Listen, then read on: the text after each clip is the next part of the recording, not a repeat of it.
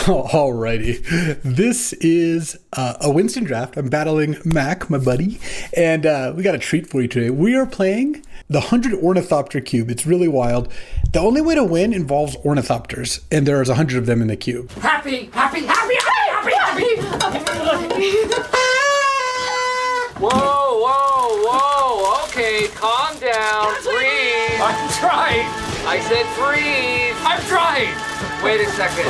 Are you listening to music? What? Shut that off. I'm not listening to music. Fine, just go crazy for a little while. I've only seen one so far, which seems low. Feels like because how big is this cube? This cube is a 360 card cube, so there's 100 ornithopters, or one ornithopter in every 3.6 cards. I need some ways to generate creatures, and by creatures I mean ornithopters. Okay, where are all the ornithopters? What is this? No, God! Is just Mac hoarding all the ornithopters? Is that what's going on? I didn't realize they were so rare. I kind of thought you would get a lot of ornithopters in this draft. No, God! I am not going to have anything remotely approaching a functional deck. How could we possibly have seen so few ornithopters? I can't win. It's not even possible. God, please, no! All right, so this is the deck currently. And just to make sure we weren't bugged, I asked Mac how many ornithopters he had. He has 3 as well. So we saw 6 ornithopters, 6% of the ornithopters in the cube list, and we saw 25% of the cube. No! 2 things are going on here.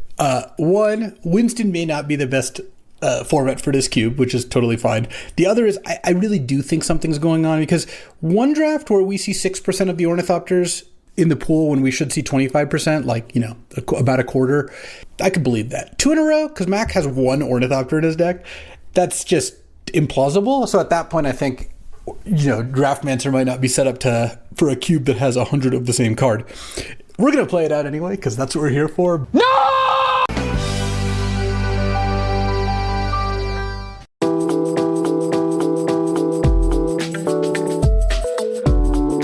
You're allowed to be tired. I'm just kidding. I took a nap, so I can't talk. Anyway, hello and welcome everybody out there in listener land to a brand new episode of Lucky Paper Radio. My name is Andy. I'm here as always with my co-host. Anthony has forever lost Sadie's trust, Maddox. I did finally have to take her to the vet and get her shots, and she kicked me pretty hard in the chest. She was not excited. Oh, baby. I'm sorry you got kicked in the chest. I think she forgave me pretty quickly. Yeah, she forgets pretty quickly, it seems. Also, I take her every week to get these stupid allergy shots, and she doesn't feel it 4/5 of the time. And all she does is get pet and a bunch of treats, and then we leave. You would think that she would just be enjoying going there at this point. You would think so, but yeah, that's the end of me just being the fun uncle that doesn't have to do any vet stuff. Fun uncle status canceled. You are now a regular uncle with classic uncle downsides. Who might still take me to the vet to get shots. Got maybe a classic just cube design episode for folks today. We both had cubes in the main event at CubeCon. You had 2, I had 1, and we got the deck list back from the big data dump from Hedron Network, and also have had time to digest feedback from people that have played those cubes. And we're going to talk about how we plan on integrating that feedback and making cube design changes based on it. Do you want to start, Anthony? Sure. I mean, I think we're going to have a lot more to talk about with the 100 Ornithopters Cube, just because it is a much newer cube, and you hadn't really seen it outside of our local play group. That's not actually true. You've played it a little bit with some other people at Steel City Cube and maybe some other events. You're saying it's a worse cube that's bad, that needs more fixing. That's not at all what I'm saying. It's a very sick cube in the, please, my deck is so sick kind of way.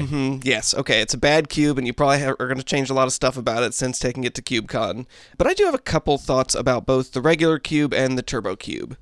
So, just to jump into it, like you mentioned, I mean, it was just really, it's always great to get to look at all the deck lists we get back after an event like this. They have to take deck pictures or pool photos, also just for security and logistics, making sure all the cards are where they think they are. But that also is just a great resource to all of the cube designers who then get to go through and look through what people actually drafted. and what the records were with everything that was drafted. With the regular cube, I was not totally surprised to see that, as we've seen in the past, red performed very well, and blue performed the least well out of all the colors.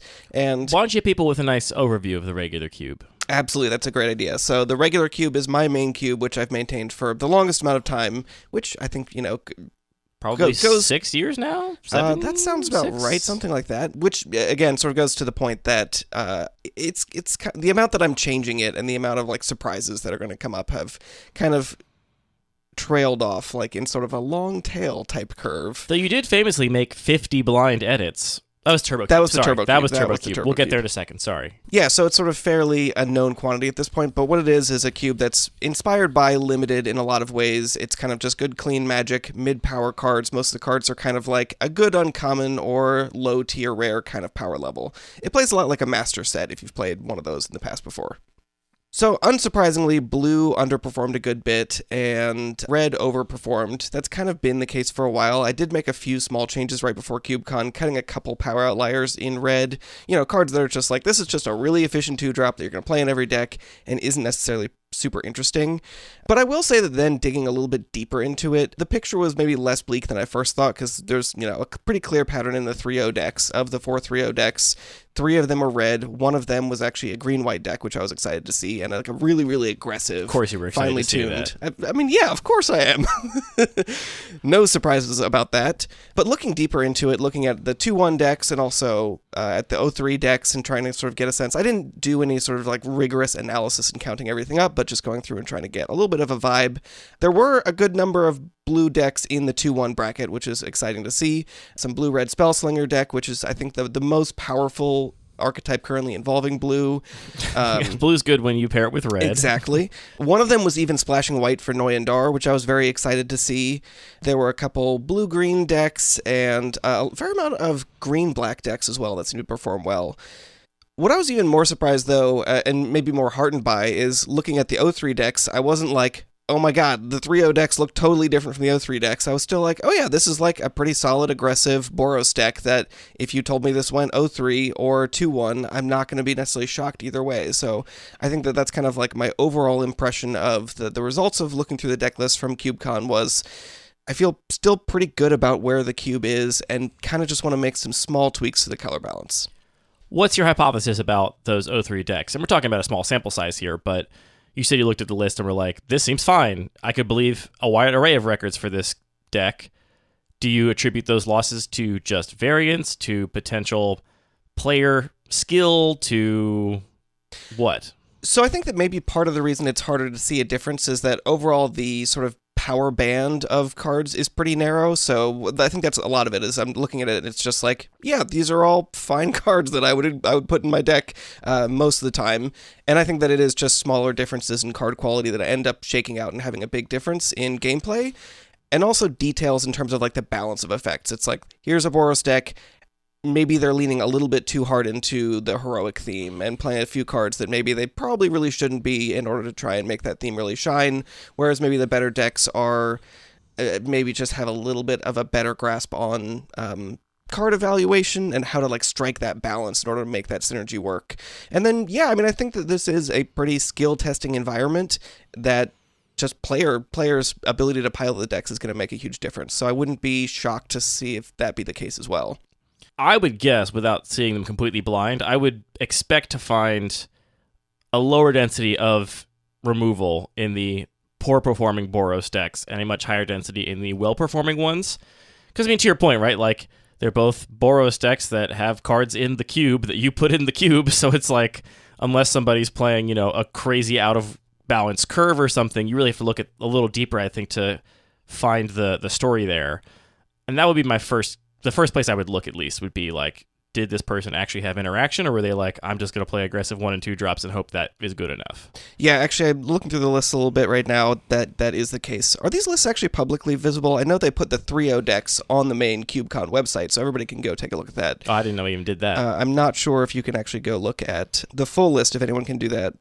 I think that's a pretty good hypothesis. I mean, I haven't done a deep dive on that, but yeah, just looking at comparing specifically the Boros decks, I am seeing more removal. Wow, I feel so vindicated. So vindicated. Speaking of removal, Vindicate. We did mention that I made a couple changes right before CubeCon, including one change that was a complete accident, and there was one card that was just not supposed to be in this cube at all that I didn't realize until I was like actually sorting out the cube before packing it up for CubeCon, so I just left it as the list was on Cube Cobra. I think it's hilarious that your error extended all the way to your TCG player order for like the error. You're so efficient in your workflow that you make one list and then it goes everywhere. There's no manual intervention. Look, I automated some systems for myself here, but yeah, I'm very appreciative that no one brought this up and mentioned it to me, and I also thought it was very funny given our conversation I think 2 weeks ago about how like we trust the intentions of the cube designer, and that if there's a card in there, it's there for a reason, whether or not that's actually a reason that will deliver in terms of power level. The cube designer is going to put other cards that make sense with it, and in this case, no, not at all. It was just not a card that I intended to be there. So I'm definitely going to fix that. Another change that I had made that we hadn't discussed in our pre-changes conversation was I ended up adding Eutropia the Twice Favored, which is a card that I've enjoyed for a long time. This is a 3-mana blue-green card that whenever you cast an enchantment spell, a creature you control gains flying for that turn, and you put a counter on it, a +1/+1 counter, which is a card that I've been interested in for a long time, but I don't really have an enchantment theme in this cube. But since I have been pushing the curiosity theme a little bit, I think that actually kind of does make a lot of sense there. For sure. Whether or not it's powerful, the idea of, I'm going to cast my curiosity on my creature, it gets a little bit bigger, and now it gains flying for just the turn, which is potentially going to grow it into a position where I can get in, draw my card, and then hopefully in the future have favorable attacks. So that was something that I didn't see in any of the 3-0 decks, but is something that was a change that I'm optimistic about and want to try and push that a little bit further. And Ivy is still in there, correct? And Ivy is still there, yeah. So it's a pretty strong flavor of a theme in blue-green, I would say. Yeah. Other color pairs sometimes don't even have that strong of a theme to them. Like red-white definitely has a pretty strong heroic theme to it, but other color pairs don't have in-card text mechanical themes for the most part. But this definitely is starting to like become a thing, this Curiosity deck, which I've drafted in this cube and I'm pretty into. Yeah, so I think I want to do 2 things. One, potentially just boost the number of enchantments in blue by a small amount, and this could be, here's an effect that typically you might see on a creature, or an effect that you might have on instant sorcery. We can maybe shift 3 or 4 cards to be on enchantments instead. There are also just a lot more enchantment creatures these days that they've printed in Kamigawa Neon Dynasty in a couple sets subsequent, and in some of the supplemental sets as well, so I think it'll be relatively easy to boost that number. And then I was also thinking about just increasing the number of bounce spells. So things like Unsummon. Seal of Removal. Seal of Removal. Seal of Removal. Seal of this removal. Is perfect. This is why we have these conversations. Because that does both. But I think that having more bounce spells does a couple things. It lets both the Curiosity decks potentially push through an attacker, and they can be very efficient just in terms of mana cost because, it's a temporary effect, but you really want that temporary effect in your Curiosity deck. And I think it'll also be a boon to the ninja decks. There's not like necessarily a huge ninja theme, but there are a handful of them. And that kind of obviously overlaps with the Curiosity theme, but I think it'll make those cards a little bit more viable as well. It's funny, I'm not sure it overlaps as much as they just use similar cards. Yeah, because you don't want to be picking up your creature with Curiosity. Yes. Like, I'm not that high on a Curiosity effect in my deck that actually has both of the ninjas in the cube and a bunch of creatures with ETBs that I'm trying to pick up. Mm-hmm. But they both will also play evasive, cheap creatures and, other things that bounce spells, like you said. There's overlap in like cards they care about, even if they don't actually really belong in the same deck. Which I think that is a positive. The fact that there's just a handful of ninjas, I think it's 3, but they're all kind of just cards that are reasonable on their own. And if you end up getting them together and, they do like that similar support, so it can be just kind of a way to push people to use similar cards in pretty different ways without taking up a lot of slots in the cube, like literally 3 cards. And having drafted decks with all 3 of those ninjas, it feels great. I love those decks. It is fun to draft ninjas. So that's kind of the end of my thoughts about the regular cube. Again, I feel like it's in a pretty good space. We also talked about adding the Mischievous Mystic last week, which again plays in that similar space of draw cards, make little evasive creatures. That kind of pushes those themes. Do you think, maybe I should also be thinking a little bit more about taking a critical eye to the red decks and seeing if I want to tune that down a little bit, but honestly, I don't even feel like that's as much of an issue at this point. Well, I was going to say, how much do you just accept that there's going to be a best color and a worst color? Yeah, I think that largely. And so it's I don't want to look at this too much and say oh, well, there's obviously an imbalance, therefore I must fix it. It's I don't think it's necessarily correct for me to take that too seriously.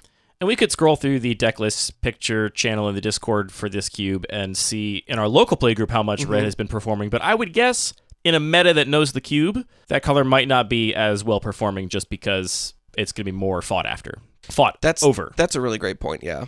So yeah, sounds great to me. I love Seal of Removal. Top tier card. Seal of Removal. How good do you think, even I was looking through some cards, a card like Void Snare, which is just 1 blue for return target non-land permanent to its owner's hand, which is a sorcery, so it's a downside on unsummon in that respect. But if you're, trying to push through your ninjas and trying to push through your creatures that have curiosity on them, you don't really care about it being a sorcery as much. And on top of that, sometimes you're going to be like, oh, well, my opponent put this Oblivion Ring on my thing that I really need for a turn. Do you think that would be a card that could actually be viable here? Yeah, I think so. I have a soft spot for Boomerang, which you might... Boomerang actually, in a similar space? You couldn't put Boomerang in there because there are bounce lands, Because there are bounce lands. You just can't do it. That would be devastating. I think Repeal will be another good option, and also still supports things that care about drawing multiple cards a turn, so that seems like a pretty easy slam dunk here. Repeal's great. All right, blue's going to be great in the regular cube. I'm excited about it. Moving on to the Turbo Cube. This is my cube where all spells and activated abilities cost 2 mana less to cast, 2 generic mana. So basically, any kind of trinkety artifact is going to get turned into power. Everything gets extremely efficient. People are storming off, drawing through their whole deck. We need, I think, a better way to describe these kinds of cubes. I think people in the past have maybe called them like novelty cubes, which I think is way too narrowing to the actual depth they can contain. I have called them like context shift cubes, which I think is accurate, but not very snappy. Plane chase cubes? Well, I was going to say Gatetrans Muldrifter called them clown shoes cubes. And I think maybe clown shoes cubes is what we should be referring to them as.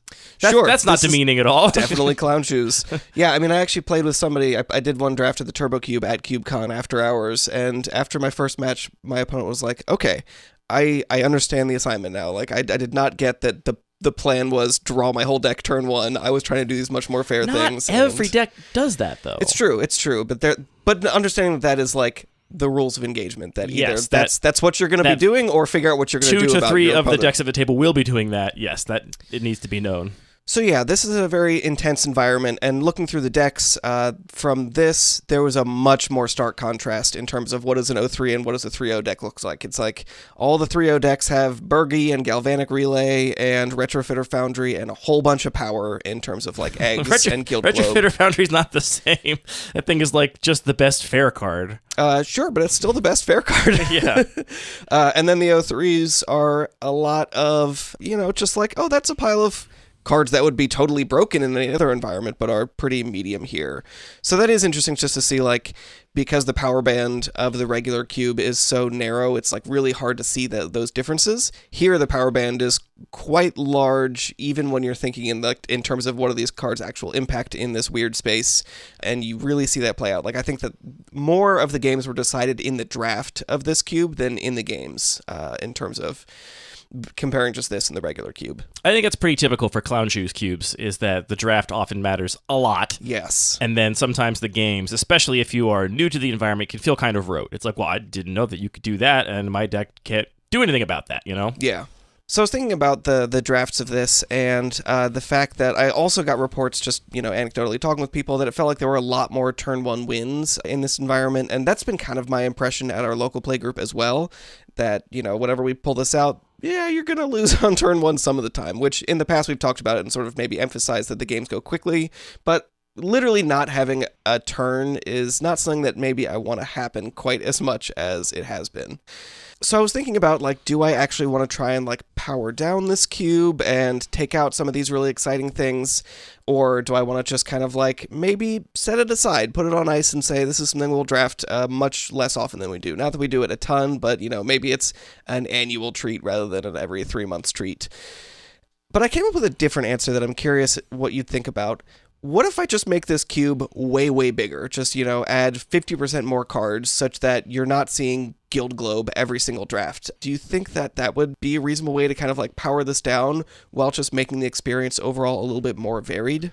Yeah, I think making the cube bigger could be very cool here. I mean, it's worth talking about how much you even care to balance this cube, because it is a clown shoes cube. Yeah. And to some degree, it's like, you get it out when you want to be silly and stupid.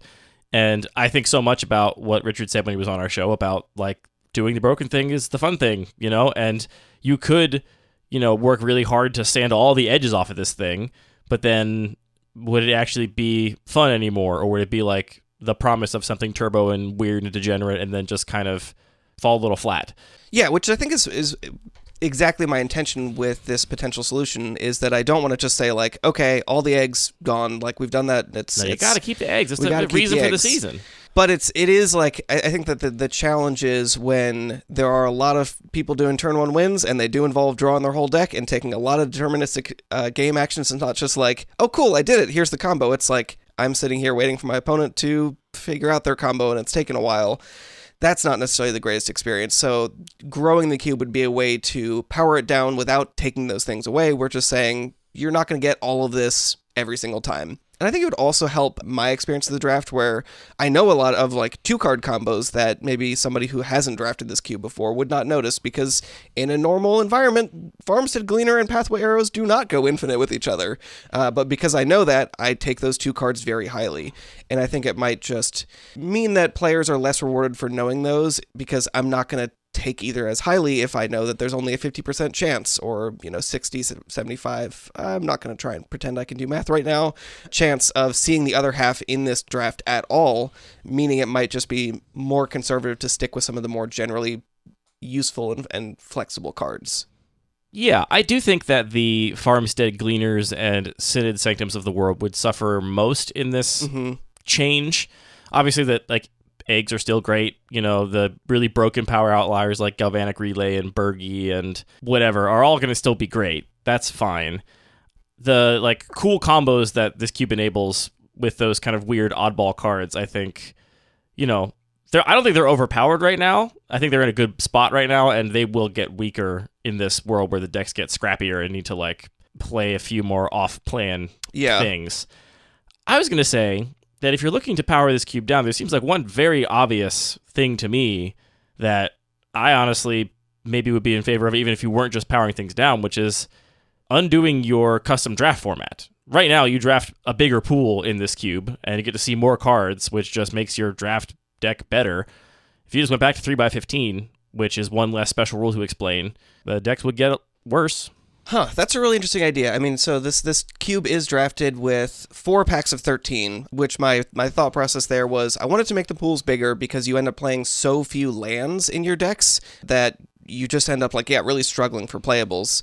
But I didn't want to make the pack size huge, because looking at an 18, 20 card pack is just really, really overwhelming. So breaking it up into 4 smaller packs made a lot of sense. But the result is a 52 card pool, right? The result is 50... I can't. Again, don't try. Why are you trying to get me to do math? Yes, a 52 card pool, which I think makes sense, but that is true that you do end up with more powerful decks. For sure. I think maybe relatively more powerful than maybe you would expect. Like, you're like, 7 more cards. Like, what could that possibly do? And it's like, well, a lot. Like, how many of those 7 cards are like making your main deck and defining your draft, and one of those power outliers that allows you to do your like turn 1 win. Getting a whole other pick 1 is like another consideration here. That's true.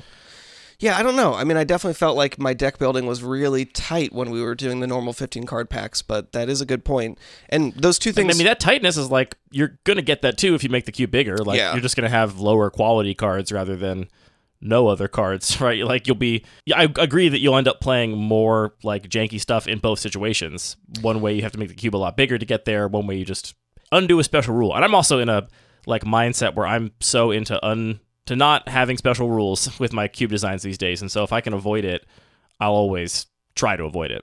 Yeah, that's absolutely true. I feel like the draft size, I don't know if I really even put that into the special rules space, though, just because once we make the packs, they're in front of you, you just draft as normal. Honestly, the only place it gets confusing is people will sometimes pass in the wrong direction because they'll see, I have 1 pack left, so I must be passing to the right. Other than that, I don't feel like it's a big special rule that takes up a lot of brain space for people. I agree. I don't think it does for players that just sit down to play. Although it does, I mean, it should change your card evaluation, perhaps that's more true. than people just are the fact actually that you letting have a larger it. Pool, that's true. Also, I also think about, we by virtue of the visibility in the podcast, like people clone our cubes a lot, and like Yeah. that is the thing that the cube That's why I really manager fix that issue with the regular cube. and the person managing the list, or the owner of that list, does have to think about that and like accommodate it. And it does mean that if they have their cube-a-majigs or whatever, they probably aren't going to work as well because they don't have 4 for each player. Like all these things just kind of are cumulative and add up to me. And even just like someone sitting down and being like, why are there 4 packs in front of me? Like that small moment of like, what's going on is another moment of like a newer player just feeling a little more out of sorts. And like, this is going to be weird and different. Yeah, that's fair. I mean, another change that I have made gradually is I've cut a number of the free cycling cards, just specifically the ones that I felt were never getting cast ever. Which is just, I think, good design anyway. Like, it's dumb to have a bunch of cards that are fungible and also have a bunch of meaningless text on them. And my intention even from the beginning of the design was anything with cycling I want still to be playable, like at least, I don't know, if we tried to make a heuristic, like at least 20% of the time. And there were definitely some cards that missed the mark initially there. So yeah, I mean, maybe that does make sense. I think it's maybe worth doing some test drafts of it, but also these two changes work together easily, because I was going to say that the biggest counterpoint to making the cube bigger as a way to change gameplay is just that it's already a bigger cube, and so just the logistics of it get more complicated, gotta get a bigger box, but maybe making the cube a little bit bigger and also shrinking the pack sizes down a little bit, or the pool size, maybe going back to 3 packs, maybe all of that works well together and is kind of solves the same issues without necessarily me making the cube like tremendous. Yeah, it does make sense that over time the Turbo Cube is just, if you've mostly cut cards that have underperformed and mostly added new cards that seem really exciting and powerful. So it's just going to get more honed and powerful over time. So I could see making some effort to consciously power things back now. And to the point that we're always making to people, you have not drafted this cube with 3x15. You drafted an old version of this cube that probably had 100 cards different than 3x15 and felt like there was some tension there you wanted to alleviate, but it's a different list now. And maybe there's just so many cards that work and are powerful and, pushing you in a certain direction that rules modification, that like custom draft pack size is no longer necessary. Yeah, I think that's a really good assumption to question, because it's very easy for me to just be like, yeah, that's how this cube works. We did it for a reason. The reason was a good one, so stick with it. But yeah, you're totally right that we that logic is still based on a previous version of this cube. Yeah, and the other thing I'll say about making the cube bigger that I think is a little tick in favor of that with this particular list is that a ton of the fun of the Turbo Cube is reevaluating cards in this new context, and putting more cards into this context is just more fun people can have by seeing more things that are radically recontextualized by having their abilities reduced by 2 or having their mana cost reduced by 2. Yeah, that's a really good point. When you make the cuts, I'm always like, oh, that card was cool. Like, that did a thing here that wasn't really possible in Magic otherwise, and now it's gone. And it's like, you can include more of those cards if you have a bigger cube, Yeah. So I guess one of the questions that I'm wondering about, though, is what are the areas that are going to be tightest? Like, if I want to scale this up and keep the proportions of types of effects, we got, let's say, like broken win conditions, we want to actively reduce that a little bit, but we can scale up removal spells and counter spells and fair threats in a reasonable way. And I think that those are mostly going to be pretty easy just to say, add more in a similar proportion to what's already present, because there are just so many 3-mana counterspell with small upside and 3-mana removal spell with small upside. There's not that many counterspells that are just 1 colored mana pip at 3 mana. I think there are a good number that are not included currently, so I don't think that'll be an issue. Because I know there are a ton of burn spells. Yeah, there's definitely a ton of burn. There's still to date, to my knowledge, not a hard counterspell, like a hard 3-mana counterspell. It's not double blue. Sure. So they're all going to be like taxes counter or unless whatever. You pay for is a pretty hard counterspell here. Although that was something that was also interesting about a piece of feedback was people didn't feel like the lands that tap for 2 mana that we added right before, which I was a little bit worried about. Overall, people's feeling, the feedback I got was that those didn't feel broken.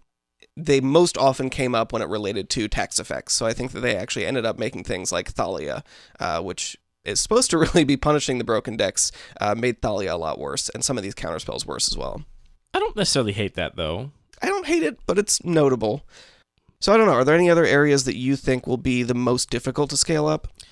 If I were you, I wouldn't think too hard about like the categories of cards in this list and trying to keep anything in balance. Like, it is a Clown Shoes format, and I think just putting in 30 cards that you are also interested in playing without much thought given to density of effects would be a perfectly fine thing to do. Fair. Is there actually a card named Clown Shoes yet that I can put in this cube? Not to my knowledge. No. Okay. We got a clown car, no clown shoes. Does conclude the Turbo Cube?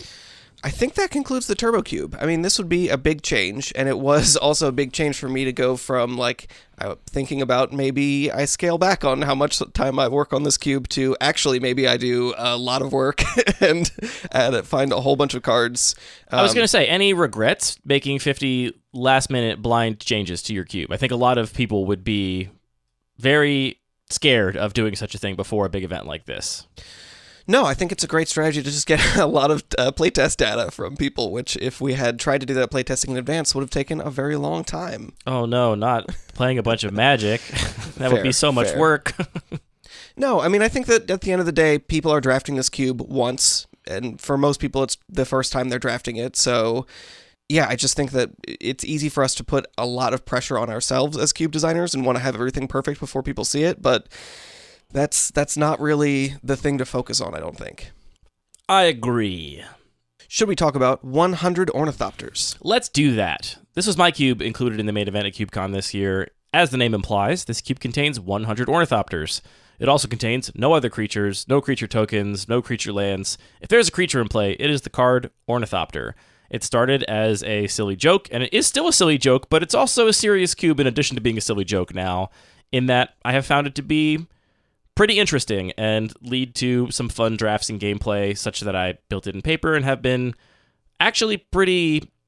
To say you're working hard on a cube is such a silly thing. You're playing hard on it. I've been spending a lot of time thinking about it and making careful edits to try and improve the list with my goals in mind. The goal being no things that are not Ornithopters. Well, that goal's easy. We can definitely check that goal off the list. But in order to... What I really want is... Almost everybody, I think, is delighted by the stupid joke at first, right? Mm-hmm. Like, it's a delightful conceit. It draws people in. It's fun and interesting. A lot of people are, rightfully so, I think, skeptical that it's going to actually be fun to draft and play 3 matches of. And what I would like to do is pleasantly surprise a bunch of people on the other side of their 3 matches, even if they did badly, with thinking that the Magic was actually good and interesting Magic. I think at CubeCon, this goal was largely achieved. I heard from a ton of people that really enjoyed playing the cube. I also definitely know there are people that did not have a good time playing the cube. At least one draft I hosted, somebody just very quietly handed their deck back to me and walked away after their first match. And I also saw some chatter in other places. I mean, people will always be hesitant to give you, like, negative feedback directly. And I wanted to say, like, as long as you're nice about it, like, please give me negative feedback about the cube. It's very helpful. Also, it's a clown shoes cube. The goal is not to be approachable to everybody and the, like, ideal thing to everybody. It's supposed to be a weird, wacky thing that some people will enjoy sometimes. Right. As much as I would like to pleasantly surprise everybody with actually good games of Magic on the other side, I expect that that's not going to happen all the time, and it's not going to be some people's bag. So I would love to get any other negative feedback if you're listening out there and you have criticisms. I love to hear them because that's how I make the cube better. But the criticisms I did hear were, there was a little grumbling about specific cards that I may have expected people will grumble about. And that's the nature of a cube. Did people grumble about aura shards? There was a little grumbling about aura shards. Not a single 3-0 aura shards list. It must be noted. Like, everyone's grumbling about it as they beat it. That's how the aura shards discourse is going right now. I think that's a really compelling reason to cut a card, to be honest. If people are not even losing to a card and still hate it so much. Yeah, no, I mean, I'm not saying that is a reason to not cut it, that it is not 3-0ing. I haven't drafted it yet, though, so you have to leave it in until I get to cast a bunch of 0-mana Vindicates on somebody. Yeah. There's some grumbling about aura shards. That's to be expected to some degree. A little grumbling about Hurkyl's Recall, which is surprising to me because I don't think it returns all artifacts and has cycling, is that right? No, that's Rebuild. Hurkyl's Recall is just all artifacts target player controls at instant speed for 1 and a blue. That does seem pretty good. Well, I would say that most of the time what it does is it is actually played in decks that want to recast other Ornithopters for some reason, either to up their storm count or because they have impact tremors or aura whatever. Shards. Or aura shards. That is the main role of it, and it is kind of a little OP that you get to also free roll like an extremely good board wipe in big air quotes, because the thing about Hurkyl's Recall is that you bounce all your opponent's stuff. Bummer. But also, all their stuff is free. And so, they get to rebuild completely one turn later. So it is truly just a tempo play. Unless you're playing, a bunch of equipment and a bunch of +1/+1 counters, which is my favorite thing to do here, and so that would potentially just hard reset a lot of things. There are definitely situations where it is rough. So I heard some grumbling about that too, which is notable. I also do have to acknowledge there was some grumbling about Echoing Boon. I hear you, Ollie. Ollie was very upset about Echoing Boon. I believe Ollie 2-1'd both of their drafts of this cube, the one at Boston Cube Party and the one at CubeCon, and in both situations lost to Echoing Boon. So this is a conspiracy, so it's going to be something that a lot of people have not... The only conspiracy. Have not heard of this card before. I do think it is interesting to include a conspiracy because, you just said you want to cut back on custom rules or special things. It sort of feels like, I don't know. Are you doing two things at once, having a cube that both has conspiracies and this weird constraint of ornithopters? I guess not, because this card is technically, it's not legal in Legacy. I don't know. They don't do anything, and you can't play them in Constructed. Yeah, maybe I'm just leaning towards Cube is the only place where you can play these cards, so of course we should play them. Yeah, I don't know. Here's what I'll say about Echoing Boon. I think for a long time, people did not really latch on to the fact that this card was really messed up. So for a while, the early drafts of this cube, it just wasn't really doing anything. I saw a lot of people just leaving it in their sideboard. Well, it's always in your sideboard, but not even bothering to note the fact that they had two spells that were copied with it. Like, they just forgot that, I guess I could copy that, but why would I ever do that? I mean, you got to reveal it just for the distraction equity, at least, right? Yeah, so for a long time, it did kind of nothing, and now I think we're in the Echoing Boon Ascendant period, which I'm happy about. And I kind of hope that where the meta lands is that right now I think people are really high on Echoing Boon. They think it's a really good super early pick like pack 1 because you can then draft around it. I think people still think if you get it late, it's maybe not so good, which means that it's maybe likely to wheel around the table to the player that's already doing the stuff that is going to be messed up with Echoing Boon. Like if you're getting a pack 3, pick 3 Echoing Boon in your deck that already has all the combat tricks, that is a problem. And I kind of hope that as we approach the everyone agrees Echoing Boon is messed up meta, that you just don't get that, because the player that just has one repeal and one twisted image is like, yeah, I'm taking this for my deck 100%, even though I'm not the quote-unquote Echoing Boon deck, it is still really strong here. So anyway, those were all things that I expected, right? There's going to be some grumbling about cards, and this is a Clown Shoes format to some degree. I'm fine with people grumbling about cards here and there, and these particular cards have not lessened my enjoyment having played this cube, I don't know, 5 or 6 times myself now, so maybe we'll hit that point, but I don't think we're there yet. The bigger thing that I actually want to take into consideration as design feedback is something that I've seen people experience before and noticed from browsing public forums where I could find criticism of the cube that was not actually directed at me because they didn't want to tell me directly, but they were willing to post it, which is basically that at its worst, this cube comes down to people just kind of top decking, staring at each other, and they both have some number of ornithopters and no way to actually turn them into threats. And in that situation, top decking lands feels bad, and top decking ornithopters feels bad, and that is a big chunk of your deck. So the actual live draws you have in that situation are pretty narrow, and that can sometimes feel like, well, this is just dumb. Why am I playing this kind of Magic where all I do is we each dump our cards out, we each have a couple disenchants or counter spells for our opponent's actual threats, and then we just top deck, and whoever draws their good card first actually wins. I've definitely had a couple games like that where it's I started out with what I thought was a very good hand, and you had a counterspell and a disenchant, and now it's going to be a while until... it's going to be hard for me to figure out how to do anything with this hand now. But I've only experienced that to a degree where I'm yeah, that's just kind of the variance of it, and I expect that to happen a certain number of times. But I could see that if that was happening more than every once in a while, people could get frustrated. It's happened to me a couple times, but not a lot. It's a couple games here and there. Yeah, so that is an issue I'm interested in addressing. I think it's related to the other thing I want to talk about at least, which is that the decklist dump was, I think, a little bit enlightening for this cube. This was, I assume, drafted by almost entirely people that have never played this cube before, and I'm also going to assume mostly people that have not listened to you and I talk at length about what cards are strong, people that are pretty much coming into the draft mostly blind, right? They maybe looked at the list, but they don't actually know what's going on or what's good in this cube. And the 0-3 deck lists, Anthony, and if you're listening and you were one of these 0-3 players, please don't take any offense to this. It's a weird cube, but they were awful. A couple of them I was you literally, you cannot beat. any combination of a single duress, a single counterspell, a single disenchant. You have one win condition in this deck, and the rest of it is just cards that move cardboard around, and then nothing happens. Well, it sounds like you'd move cardboard around. Just like what kind of? Can you give an example of what their single win condition would be? Well, so this is the thing: is like I think you can draft decks that have very few win conditions. I think it's possible, and it's one of the cool, fun things of this cube. But in some cases, it was like, okay, this deck has two ways to turn the Ornithopters into threats. One is collective effort, which puts a +1/+1 counter on each of your Ornithopters. Which, okay, that seems good. The thing is, in isolation, I don't think it's very good because they can still just block every single one of your Ornithopters with one of theirs, even if theirs are unaugmented and just fade tons of attacks. Like a single +1/+1 counter or a single boost to power and toughness, I think, does not do a lot here. Sure, yeah. So it was a deck that had just that and Embercleave.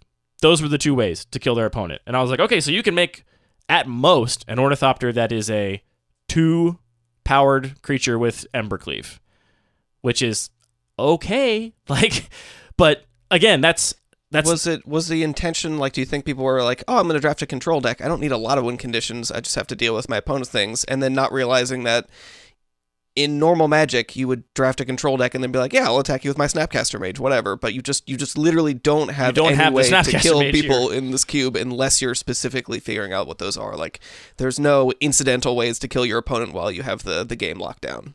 I would not say that it looked like someone was drafting a control deck and then didn't know the sort of density or nature of win conditions they needed. I would say it just looked like a mess. It just looked like somebody didn't know what to do and was kind of taking cards. Maybe they got married to like a color combination and just certain colors don't, like blue has no win conditions. It has Zhalfirin Shapecraft. Interesting. Which is a very partial win condition. I could definitely see people getting tripped up by that. Just like, yeah, I'm playing blue, I'm waiting for a win condition, and then you're in the middle of pack 3, and you're like, I haven't seen a win condition yet in blue.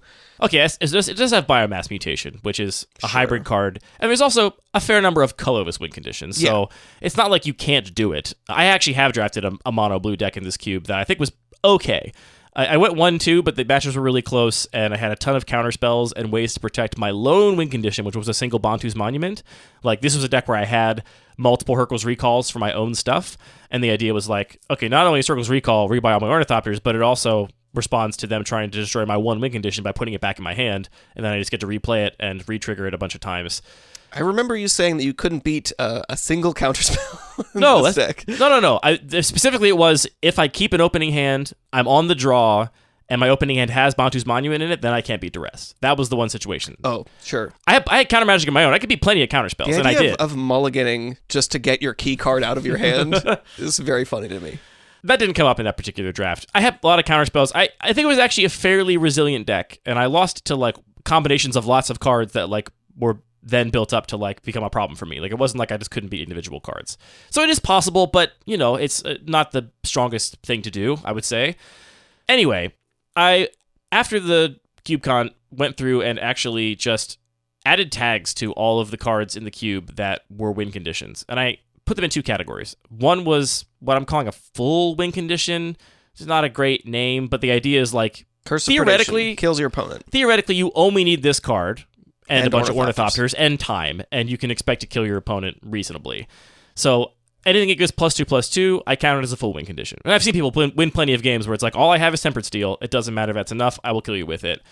I did not count anything that only gives a single +1/+1 as a full win condition, because in my experience, you just can't. That's not a full win condition. Yeah. You can't have a thing that just makes your Ornithopters one bigger and expect that to carry the day. It just doesn't work. There's also obviously cards that are not full win conditions, like Embercleave is a great example. You can't realistically kill your opponent with Embercleave being your only way to make your Ornithopters bigger, because it only boosts power by 1. And yeah, sure, it gives double strike and trample, but just imagine how many chump blocks you'd have to get through, assuming your opponent was doing nothing, but to actually kill him with an Embercleave.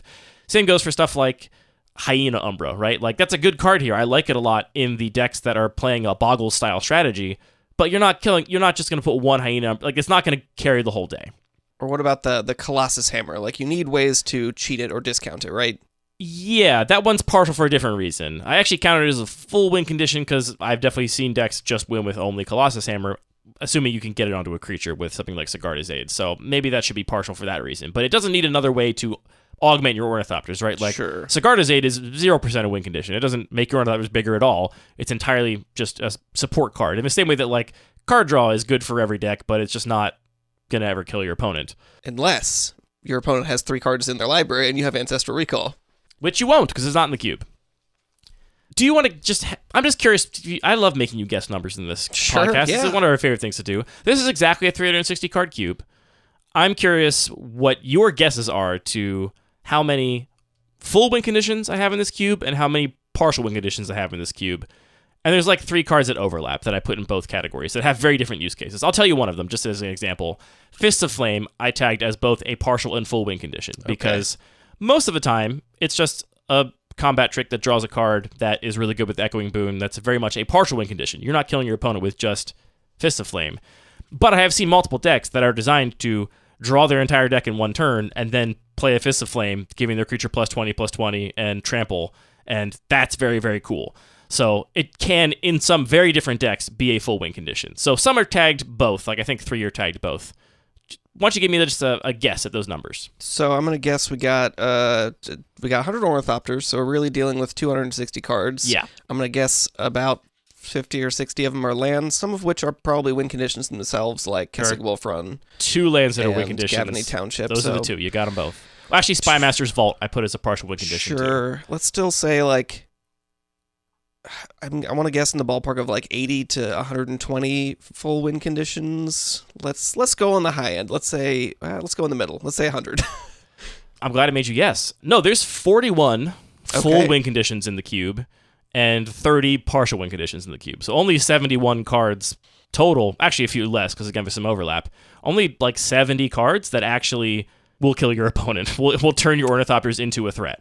I can see how you could look at that fact and look at those stalled out games and make a connection. Well, we say that, but remember, you're drafting the whole cube every time, so there's 70 win conditions. So, like, on average, some people are going to have 9 in their pool, and sure, some people are going to gobble up more, and some people are going to have a few less. And honestly, some of the best decks are actually pretty light on win conditions, right? Like, it's very funny to think about a cube in this context and be like, how many cards do you think you need in your deck that kill your opponent? Is 9 not enough for you? Well, it's funny. You like to draft the kinds of decks that do have 9, 10, 11 cards that kill your opponent in this cube. That's what you've had success with, where it's like you're playing Ornithopters and you're playing everything that says make your Ornithopters big. Bigger, yeah. Which I think is a very reasonable level 1 strategy, which I don't mean to... No, I sounds understand. like I'm being demeaning, but... I've described my approach to this cube in exactly the same words, so...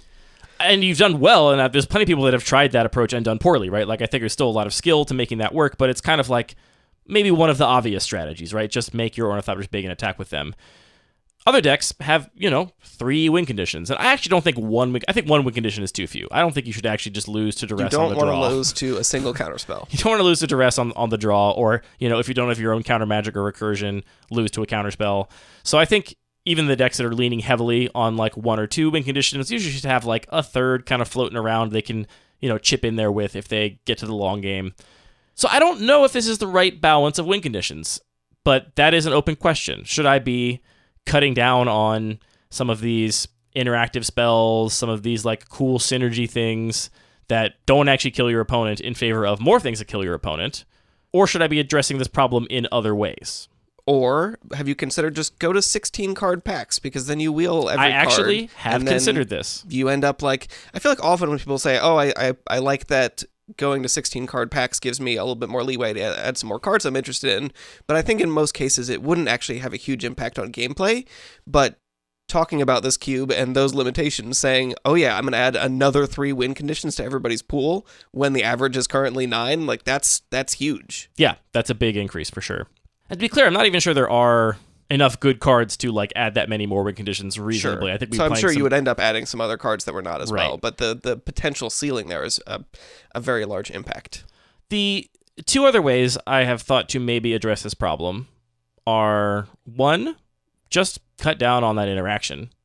Whether I'm swapping it in for more win conditions or not, just fewer counterspells, fewer disenchants, fewer duresses, which, as you said, like the times where I actually see these games come down to top decking, it's not because people kept hands that do nothing. It's because they had something to do and their opponent removed it. And then now they have nothing to do anymore. And now 2/3 of their deck is dead draws, which is kind of a bad feeling. So that's one option. Though I will say, I really don't want this to turn into just like dueling battleships where like you don't care about what your opponent is doing. You're just building your own synergistic engine and just trying to, go bigger. I like the interaction, and I like all the interaction that is radically recontextualized by all the creatures being in copies of Ornithopter. I think it's interesting. So I'm hesitant to do that. I mean, obviously, like certain cuts here and there could be reasonable. Like if I'm just looking for a cut, cutting whatever least exciting counterspell is floating around is not a terrible idea. But I'm hesitant to like make a substantial and concerted effort to, have the amount of interaction in the cube or something. The other idea is just finding more card advantage, just putting more card draw in there, because the card draw means you're going to have more cards in hand, which means you're going to have it makes everyone's deck effectively a little smaller, which makes those win conditions stretch a little further. Or it makes it easier for someone just to be like, yeah, I'm just going to take more of this great card draw and I'll get a win condition eventually, and then not. Well, we'll get to that in a second, but I have definitely decided, among these solutions, I have definitely decided to add more card draw. So I added like 3 more really strong card draw spells to this cube after CubeCon, one of which was your own Echo Avions. Thank you for contributing an Echo Avions to the cube. Happy to help. Like, after, it's one of those cards where like I never really thought about it for this cube. Somebody asked me when I was talking about card advantage spells, they were like, is the only reason you're not playing Time Twister because of budget? And I was like, yeah, like, this cube's entirely in paper. I don't want to like proxy a Time Twister, but I would include it otherwise. And then I was like, you know what? I bet bad Time Twister is still really strong here. And as soon as I started thinking about it, I'm like, yeah, of course, it's going to be great. So I'm really excited about that card. Added a couple more big card draw spells, and I think also card selection spells are very impactful because you have like this extra set of resource cards in your deck. It's like I got my lands, I got my Ornithopters, and then I got a couple cards that win me the game. And I think that makes it just much riskier that you end up drawing the wrong balance of cards. Yeah, and I have definitely made a couple changes with that in mind too. Another card that it was actually in my maybe board initially because like it came up in my initial Scryfall searches when I was like looking for just big gobs of cards to consider for this cube, but I had written it off initially, is Season of Growth. This is 1 and a green for an enchantment that says if you target one of your creatures with a spell, you draw a card, and whenever you cast a creature, or whenever a creature enters the battlefield, one of the two, you scry 1. And my thought was, okay, this is like a kind of cute piece for like the Echoing Boon style decks, but it's not a threat unto itself. It's not doing anything. Like it has to, like cards that don't do anything on their own have to clear a pretty high bar, and for me this didn't clear that bar. It's like you can combine this with a couple combat tricks to like make it slightly card positive, but that's like a lot of work. But what I realized after thinking about it more was like that ETB scry is huge. There are so many decks that can play 12, 14 Ornithopters in one turn, and when you're scrying that much, that's just going to find you exactly what you want out of your whole deck. Like you'll just tear through your entire deck and find exactly what card you want. It's almost like a tutor at that point. Yeah, I mean that makes a lot of sense. Would you even consider just more basic effects like Charter Course, which would, again, give you card advantage or just card selection, or are you just not interested in a card that really doesn't interact with the themes of the cube at all? The answer to both questions is yes. I'm not interested in cards that don't interact with the theme, but I think there's also still plenty of cards that do interact with the theme that are also in that category of like very basic effects. And Charter Course does kind of interact with the theme in that you get to attack with 0/2s. I would consider specifically Charter Course. I think it's definitely an option. I think there's other better cards I'm currently not running. There's like I'm on Thoughtcast, and then there's also a card that's like Thoughtcast, but it has Convoke instead of Affinity for Artifacts. That is 1 mana less, and I should just be on that too. I recently decided. Like originally, I was like, this is kind of exactly like Thoughtcast, but probably a little worse. In hindsight, it's maybe as good, or in some contexts even a little better. But just having more of that effect, I think, is just going to help make everyone's deck do their thing more often, which is overall my goal. Like, as the cube designer, I'm not trying to make any one deck better, any one deck worse. I'm just trying to make everyone's deck more consistent. And I think more ways to draw cards is the easiest way to do that without compromising on any of my other goals for the cube.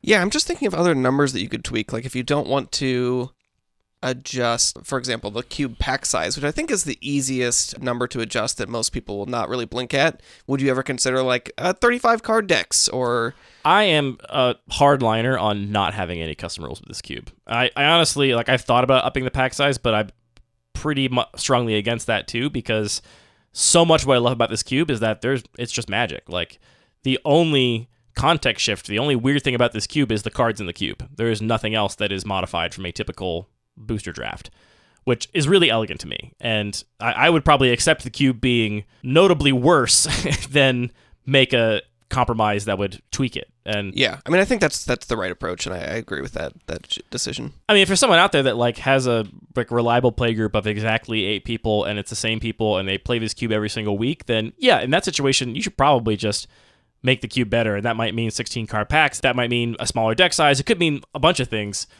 I'm just not willing with what this cube is to me to make that sacrifice. I'm too married to the idea of this cube having no special rules of any kind.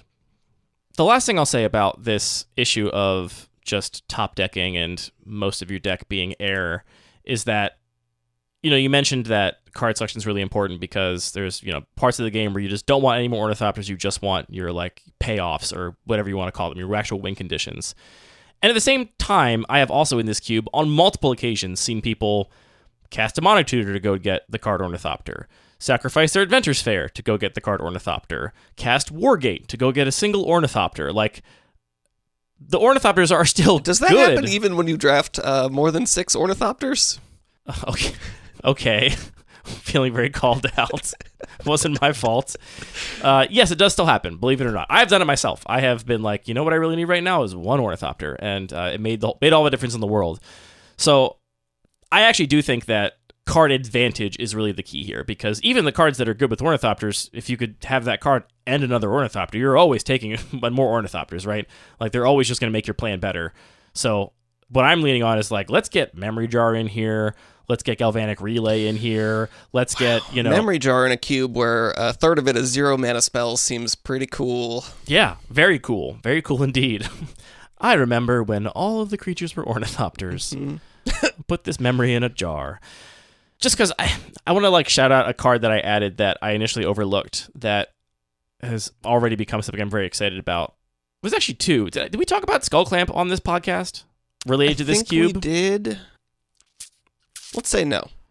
I think we might have said that I was adding it. Look, Skull Clamp is a card that I initially looked at and was like, well, that's probably terrible here. Because we all know that Skull Clamp is good because it says pay 1 mana, sacrifice a creature, draw 2 cards, right? All your 1 toughness creatures just die and you get to turn them into cards, and that's why Skull Clamp is strong. If it was just +1/+0 and had all the same text, it would be an eminently fair card, right? Like, that's pretty close to Transmogrant's Crown, which is an eminently fair card that hasn't upset anybody in any format ever. So my initial impression was like, this card just seems bad. Then I was looking for more sources of card advantage because I was looking at this issue, and specifically colorless card advantage. And I was like, we just got to try this, right? Like, even though this is, I think, as a baseline pretty bad here, there is a really deep and broad sacrifice theme. And so this is probably not just a generic value card. It's probably a part of a combo. But as a part of a combo, it's probably quite good. And the very first draft after I added it, it 3-0'd in a sacrifice deck with both altars, both Phyrexian Altar and Ashnod's Altar, which in combination with Skull Clamp just basically draw your whole deck, pretty much. Turns all of your Ornithopters into draw 2 cards and make some extra mana in the case of Ashnod's Altar. So that card has just been really good. Another one that I overlooked that is a much more mundane is Heirloom Epic. This is a 1-mana artifact that has an activated ability for 4, and tapping it, you can draw a card. But you can basically convoke that activated ability. It says you can tap a creature to pay for 1 of those mana for the activated ability. This one we talked about on the review for this set. We did. We talked about it briefly, and I think, I was like, yeah, I guess the dream opening is like land, Heirloom Epic, 4 Ornithopters, and like hope you start drawing cards that actually matter. And I think played fairly, it's like still very forgettable. But what I overlooked when I was looking at this card is how much of an untapping theme I have here. And as soon as you combine Heirloom Epic with Jeskai Ascendancy, or Intruder Alarm, or, well, not really Intruder Alarm, because it doesn't untap the actual Epic itself, but Jeskai Ascendancy and Paradox Engine specifically also untap the Epic, which is just really strong, because it lets you just turn all of your stuff into more stuff. It's me, Andy, from the editing booth, to cut you off before you can write me an email explaining that Jeskai Ascendancy does not, in fact, untap Heirloom Epic. I misspoke. I also want to jump in here real quick just to acknowledge in the intro this week, I have clips from a draft that LSV did on his channel of 100 Ornithopters where there was a issue with Draftmancer and there were only 6 Ornithopters in the entire pool for both players in both drafts, and it was just, as you might expect, a huge train wreck. I was so excited to see the video because obviously LSV's got a huge platform, one of the people that got me into the format, and then obviously disappointed when it all kind of went wrong. And I just wanted to mention that LSV's been very kind and generous and reached out to me and said that he was going to fix the problem and try and draft the cube again. So a thank you to LSV for being understanding about that and willing to run it back again, even though the first time went oh so poorly. And it has the baseline of just being, draw an extra card a turn, which is pretty good anyway. So even though it's not exciting as a fair use case, it does have like a synergistic ceiling that makes it much more exciting, which is enough to get me over the hump of being like, this card is just boring. Who cares about drawing 1 extra card a turn in exchange for tapping 4 of my creatures? I'm not killing them also if I'm using it. It's not like it's military intelligence, for example, which will draw you cards while you're killing your opponent. This one you have to be spending creatures every turn on it. But as soon as you also strap some cool synergy and combo potential onto it, then I'm all in. Card's cool. Interesting. Yeah, I definitely hadn't thought about that at all. I mean, I would have guessed that it would be a card that you would put in hoping to draw a bunch of cards for free, and then realize that actually paying 2 mana here to draw a card is still pretty good, and it makes the card passable. But yeah, I mean, the combo potential sounds extremely strong.